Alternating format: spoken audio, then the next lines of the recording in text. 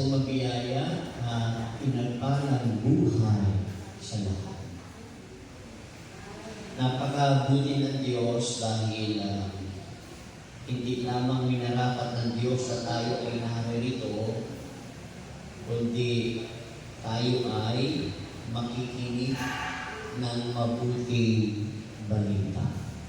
Na makinig po tayo, napakahalaga nito, lalo na po kayong lahat, baka ngayon yung maririnig ito, huwag kayong matakot na mapagbantay. Yun ang bibigay ng mensahe dito. Maging mapagbantay, pangalawa, manalangin, pangatlo, pagsunod sa kanyang mga utos. Alam niyo, pag nalaman yung katotohanan ngayon, hindi na kayo magkakakumpik-kumpik sa buhay.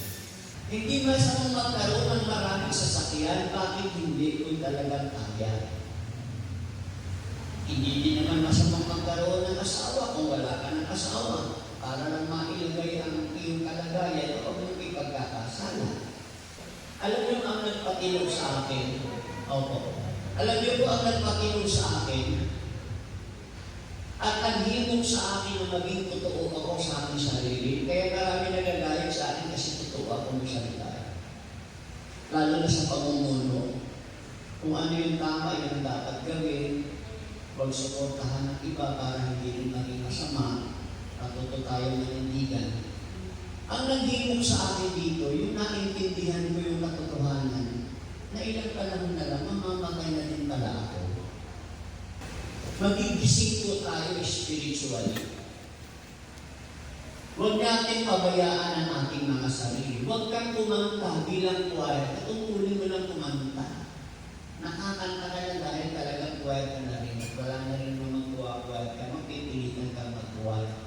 So hindi mo naman naayusin ang kanta. Bakit? Kasi hindi ka naman sincero. Hindi mo naiisip na mamamatay ka na nga pala. Kaya dapat ayusin mo ang pagkanta. Makinig sa mga radio, kumuha ng mga advance na mga kanta. Kaya kung mamamatay na din po pala naman tayo, bakit tayo na natin seryoso ito? Huwag na kayo makipagkawin sa mga kapatid nyo tungkol sa lupa. Hayaan na may lupa na yan at ibabaon siya ng lupa na yan. Huwag na makipagkawin sa kapitbahay. Tingnan niyo po itong number 1. Pagiging mapagbantay, being vigilant.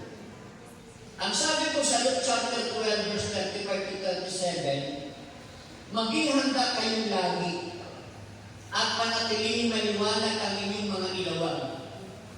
Tumulad kayo sa mga alipin na naghihintay sa pag-uwi ng kanilang Panginoon, buhat sa kasalan, upang kung ito'y dumating at pumakok, ay mabuksan nila agad ang pinto.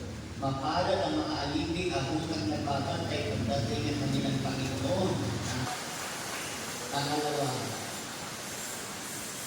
pananalangin. Pakiulit po. Prayer. Ang pananalangin ay isang mahalagang paraan upang mapanatili ang ating connection sa Diyos. Sa pamamagitan ng pananalangin, humihingi tayo sa Diyos ng kanyang gabay, ng kanyang lakas, humihingi tayo ng karunungan mula sa Kanya. Ito rin ay nagpapakita ng ating pagtitiwala at pag-asa sa Diyos. Bakit tayo nagdadasal? Kasi gusto natin humingi ng gabay, gabayan tayo ng Diyos. Ang layunin ng pagdarasal, ginagabayan tayo nito. Binibigyan niya tayo ng lakas, binibigyan niya tayo ng karunungan na maintindihan natin ang lahat ng bagay. Purihin ang Diyos.